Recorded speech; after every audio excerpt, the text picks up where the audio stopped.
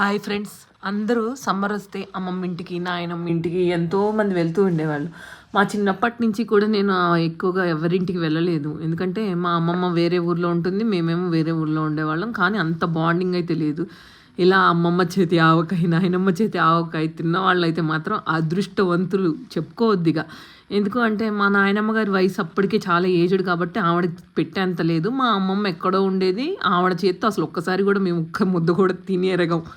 కానీ మీ ఇంట్లో అంటే అమ్మమ్మలు నాయనమ్మలు మీ మనవాళ్ళు కానీ మనవరాళ్ళు కానీ ఖచ్చితంగా మీరు చేసే దాని గురించి వాళ్ళు వెయిట్ చేస్తూ ఉంటారు. మీకు పాసిబుల్ ఉంటే మీ కొడుకు కోడలు కానీ కూతురు అల్లుడు కానీ మీ ఇంటికి రాలేకపోతే మీరైనా ఖచ్చితంగా వెళ్ళి మీ మనవళ్ళని మనవరాలని ఖచ్చితంగా ప్యాంపర్ చేస్తూ తినిపించే ఆ ముద్ద కోసం మీ మనవళ్ళు మనవరాళ్ళు వెయిట్ చేస్తూ ఉంటారు. చిన్నప్పుడు నేను కూడా చాలా వెయిట్ చేశా. ఇప్పుడు మా పిల్లలు కూడా వెయిట్ చేస్తూనే ఉన్నారు. బట్